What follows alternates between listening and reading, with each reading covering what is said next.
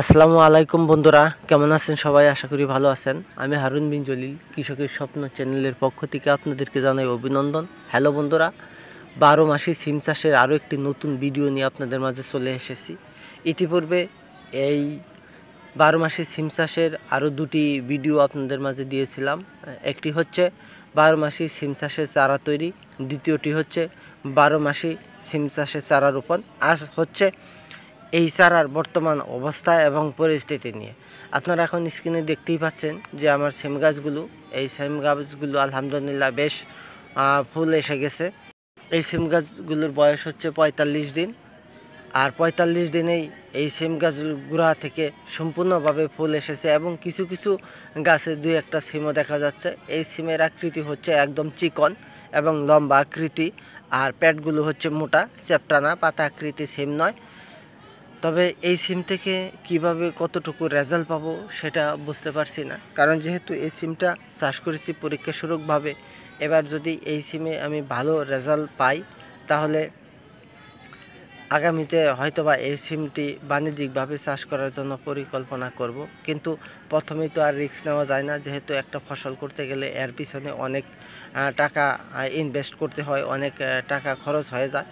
সেজন্য পরীক্ষাস্বরূপভাবে এই জাতটা আমি অনলাইন থেকে এনেছি। আর অনলাইনের খবর বেশিরভাগই যেহেতু ফালতু হয়, খবর যেহেতু ঠিক হয় না, আর প্রতারণার শিকার হয়ে থাকে অনেকেই, সেজন্য আমি অল্প পরিমাণের বীজ অনলাইন থেকে ওয়াটার দিয়ে এই বীজটাই রোপণ করেছিলাম। আর সেখান থেকেই এই আমার গাছগুলো আলহামদুলিল্লাহ এখন যা অবস্থা আপনারা দেখতেই পাচ্ছেন। তবে বুঝতে পারছি না যে এই সিম থেকে আসলে কতটুকু ফলন পাবো আর এই সিম থেকে কতটুকু লাভবান হওয়া সম্ভব, কারণ এই সিমের বেশিরভাগই ফুলগুলো ঝরে যাচ্ছে। আবার ফুলগুলো ঝরে যাওয়ার পর সেখান থেকে আবার নতুনভাবে ফুল গজাচ্ছে। যেহেতু এখন বৃষ্টির সিজন চলছে, আষাঢ় মাস যাওয়ার পর এখন শ্রাবণ মাস, বৃষ্টি যদিও বৃষ্টির সিজন কিন্তু বৃষ্টি নেই, তারপরেও দেখা যায় যে বৃষ্টির সিজনই ধরা যায়, কারণ কখন কিভাবে বৃষ্টি চলে আসে বলা যায় না। আর এই জন্য সিম গাছেতে আমি দেখা যায় যে ছত্রাকনাশক যে ম্যানচার সেটাও পরপর বেশ কয়েকবার প্রয়োগ করেছি এবং পোকা দমনের জন্য বেশ কয়েকটা কীটনাশক দিয়েছি। তারপরেও অনেকগুলো ফুল ঝরে যাচ্ছে, সেটার কারণ বুঝতে পারছি না। আর এখানে সারও দিয়েছি, গাছের অবস্থা দেখেই বুঝতে পারছেন যে এখানে কি পরিমাণ সার দেওয়া হয়েছে। যাই হোক, বর্তমানে এই সিমের জাত নিয়ে অনলাইনে বেশ মাতামাতি চলছে, কিন্তু এই জাত চাষাবাদ করে কতটুকু সফলতা অর্জন করা সম্ভব সেটা বুঝতে পারছি না, কারণ অনলাইনে যে ভিডিওগুলো দেখায় সেগুলো সফলতার ভিডিওই বেশি প্রকাশ করে থাকে এবং লসের ভিডিও খুবই কম প্রকাশ করে থাকে।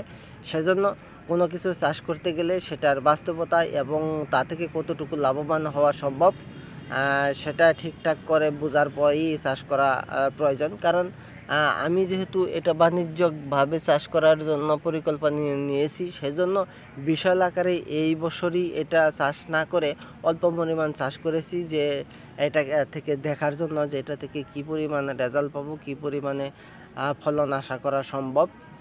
আর এটার যদি ফলন ভালোই হয় তবেই সামনের বছর চিন্তা ভাবনা করব।